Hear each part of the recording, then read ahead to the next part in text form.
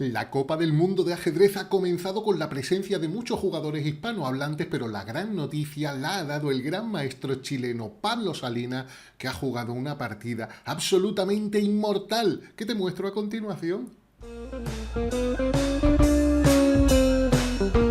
Bienvenido amigo Luisón a un nuevo vídeo de este bello juego llamado Ajedrez, donde vamos a ver esta obra de arte que te va a dejar helado, te va a dejar de piedra, te va a dejar de alguna manera, no sé cuál, cómo se quedaría con las piezas blancas el gran maestro danés Andersen, que no esperaba ni mucho menos que el gran maestro chileno Pablo Salinas tuviera tal grado de inspiración. La partida comenzaba con caballo F3 y después de D5, E3, caballo F6, las blancas juegan C4. Esto en realidad nos va a llevar muy pronto, las negras juegan C6, llegando a esquemas de la defensa, tipo defensa en lava, aunque las blancas todavía no han jugado D4. Esto todavía no es un gambito de dama, pero en algunas jugadas las blancas acaban realizando el avance de 4 y se ha llegado a una posición propia de la defensa semi en lava, con fiancheto de las blancas en el flanco de dama, que está bien para desarrollar el alfil por B2, para proteger el peón de C4, y las negras sencillamente enrocan. Vamos a ver que Pablo Salinas comienza haciendo jugadas absolutamente naturales en la posición.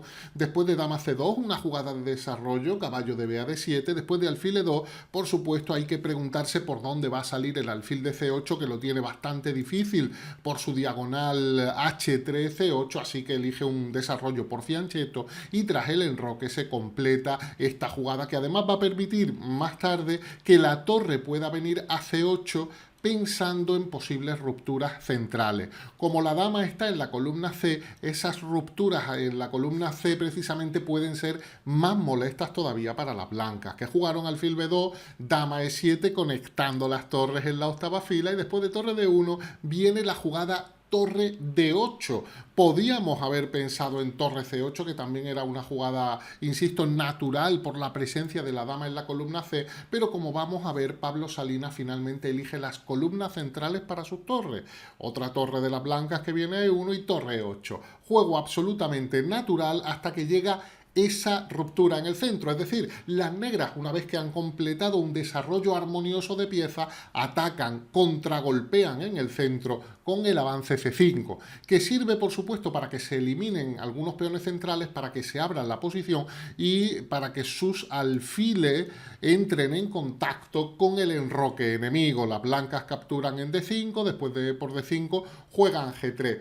¿Cuál es el motivo de ese avance de las blancas? Pues bien, una vez que el blanco ha traído su alfil a F1, parece que en G2 podría tener una casilla bastante natural para defender su enroque y para incluso tener una mayor actividad en el futuro. Por otra parte, las blancas piensan que ese peón en G3 eliminará de algún modo la acción o los ataques que pueda realizar el negro, basados en que su alfil de D6 apuntaba a H2, ya no, ya golpea en G3.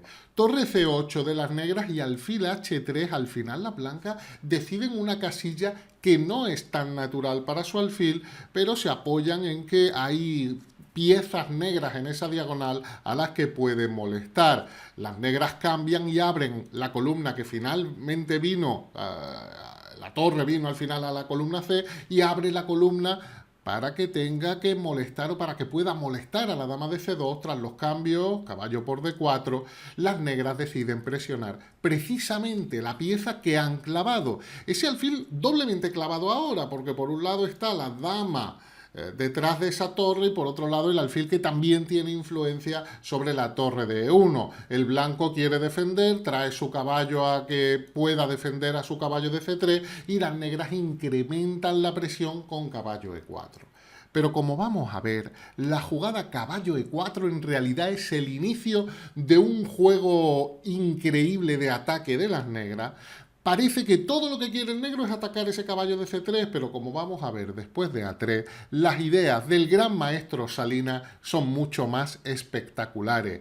Y es que en esta posición va a venir un sacrificio increíble, pero hay que mencionar que las blancas tuvieron también la oportunidad de realizar una jugada espectacular. Y es que en esta posición seguramente lo mejor para las blancas era Dama por E4, increíble pero cierto, ya que después de D por E4 podría venir torre por D7, atacando la dama y atacando el alfil.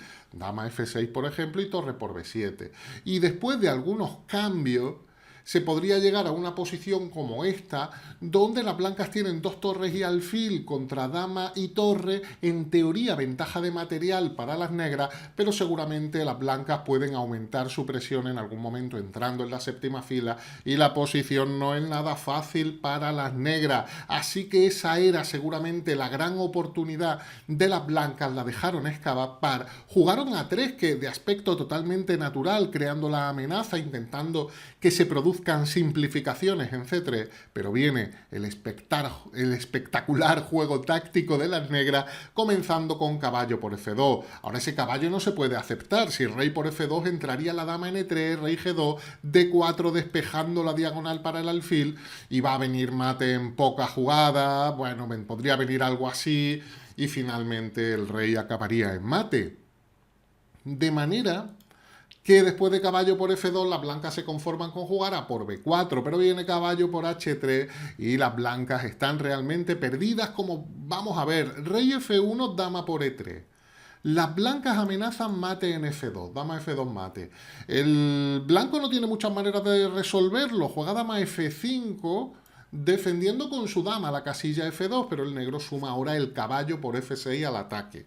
Alfil C1 parece una jugada normal, expulsando, atacando a la dama que está molestando al rey blanco, pero viene caballo G4 espectacular. Cuidado que alfil por E3 no vale. Este es el primer sacrificio de dama de la partida, porque vendría caballo por E3, no con doble a rey y dama, sino que esto es jaque mate ya. Qué posición increíble con los dos caballos dando jaque mate, pero esto no es todo, lo mejor está por llegar, ya que las blancas jugaron torre de 3 y las negras dicen, no, juego D4 nuevamente. Ahora se está amenazando caballo por H2, jaque mate al haber despejado la acción para el alfil, es decir, torre por cualquier captura de la dama con el alfil o con la torre en E3 nos llevaría a este jaque mate. De nuevo tenemos en el tablero un sacrificio de dama y mate espectacular, pero lo mejor todavía está por llegar, ya que en la partida se juega torre de A1, que parece que está muy bien para evitar algunas figuras de mate, dándole al rey una casilla de escape. Esto parece que libera la situación para el blanco. Ahora prácticamente podríamos pensar que los sacrificios de dama que estaban entrando en juego no van a servir, porque el rey siempre va a poder escapar por la casilla E1. Y sin embargo, en esta posición, el gran maestro Pablo Salinas, conduciendo la partida que probablemente se conozca a partir de ahora como la inmortal chilena, juega dama G1, sacrificio brillantísimo de dama que además tiene que ser aceptado. La clave está en que después de caballo por G1 la torre cubrirá esa casilla que había abierto el blanco para su rey. Después de caballo por G1 viene caballo por H2, jaque mate. Bravo Pablo Salinas, esperamos que en la segunda partida hagas algo parecido a esto. Bueno, con que hagas tabla y pases de ronda nos conformamos. Bravo Pablo Salinas, mucha suerte a todos los jugadores hispanohablantes de la Copa del Mundo. Vaya partida, deja tu comentario, tu like, comparte, manda besos, manda abrazos y nos vemos en el próximo vídeo. Hasta entonces, un abrazo bien fuerte.